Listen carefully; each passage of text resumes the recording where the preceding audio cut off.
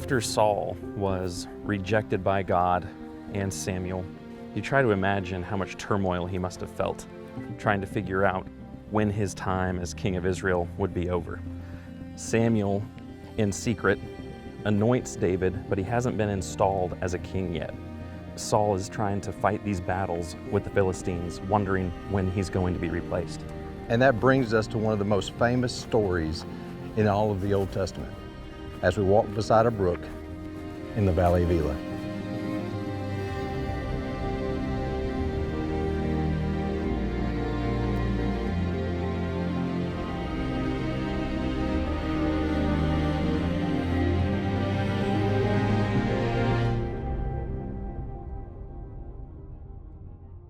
If I were to ask someone, tell me the story of David and Goliath, they would tell me that there was this giant, he came and fought against the Israelites, and it was a wonderful opportunity to show the faith of David. And they would be exactly right. That's the right story. But the Bible tells it a little bit differently. The Bible scopes it in geography. In 1 Samuel 17, it starts off and says, "Now the Philistines gathered their armies for battle, and so they were gathered at Soka, which belongs to Judah, and Soka is located just along that ridge over there on the eastern end of the valley." And they encamped between Soka and Azekah. Now Azekah sits just around the corner here. So we are in between Soka and Azekah. It said, "Saul and the men of Israel were gathered and encamped in the valley of Elah and drew up a line of battle against the Philistines. The Philistines stood on the mountain on one side, that mountain over there, and Israel stood on the mountain on the other side with a valley in between them."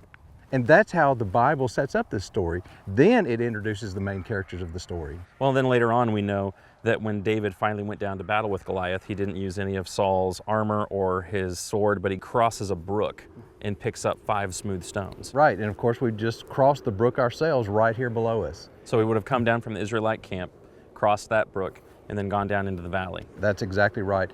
Then David came out here and faced the giant, and I believe at that point he gives one of the most moving speeches that's in all of the Bible.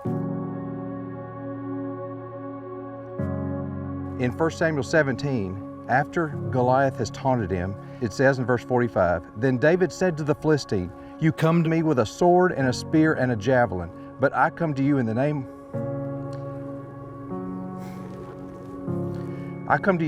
of the Lord of hosts, the God of the armies of Israel, whom you have defied. This day the Lord will deliver you into my hand, and I will strike you down and cut off your head. I will give the dead bodies of the host of the Philistines this day to the birds of the air and to the beasts of the earth, that all the earth may know that there is a God in Israel, that all this assembly may know that the Lord saves not with sword and spear, for the battle is the Lord's, and he will give you into our hand." Such a beautiful speech, and of course we know that as soon as he finished that, he took one of those stones, put it in his sling, and killed Goliath.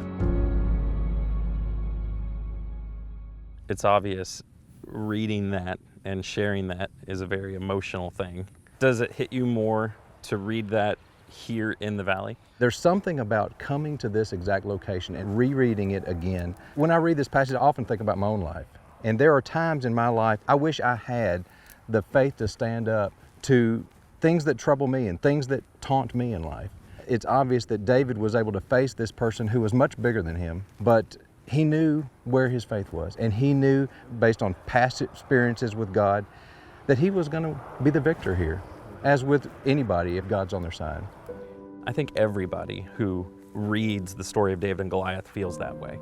That there are moments where we wish we had demonstrated the faith of David in overcoming obstacles and trusting in God, not just having faith in general, but trusting that God would deliver us and that he would respond. And in the development of the context of 1 Samuel and the United Kingdom, you've got this incredible transition happening between Saul and David. You have the king who's giving his garments, his armor, to somebody else. You've got David who ends up using a shepherd's sling as his weapon of choice, but it was Saul's tribe, the Benjamites, that were renowned for their accuracy with a sling. So David's using Saul's tribe's weapon to take down this giant. It should have been Saul down there, but he didn't do it. The writer of 1 Samuel is establishing David as Saul's replacement. He's the next anointed, he's the next king. And to be here, it's not just another story, it's not just another myth. It fits the geography of the land, and he puts so much attention and detail into that to help us establish that. Every culture lionizes its heroes. They glorify and exaggerate facts. It's easy to think, and I know that there are skeptics who do, they read the David and Goliath story and think, well, that's just so made up. But with what Barry pointed out, it's so rooted in accurate geography, even subtle details in this quest for, was this real? Did it actually happen? It fits the history of the period between the Philistines and the Israelites.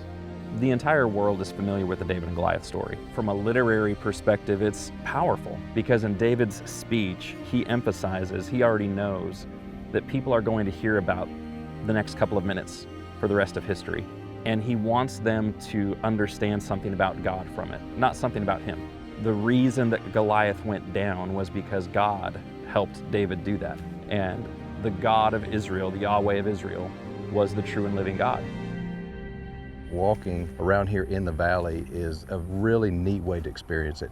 But there's also other vantage points as well. I want to take you to a hillside where the Israelites were encamped. There's a site up there called Khirbet Qeiyafa. They've done some recent excavation work there from the time of David.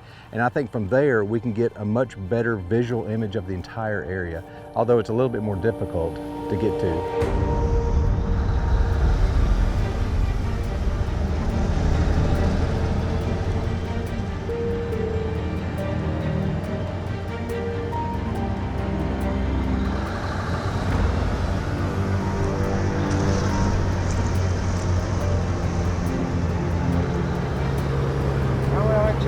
Inside the valley, the other valley.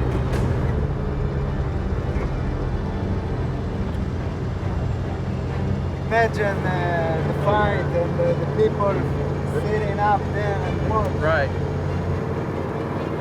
In a minute we're gonna climb to Qeiyafa. It's the time of David. Is that the road we're going up?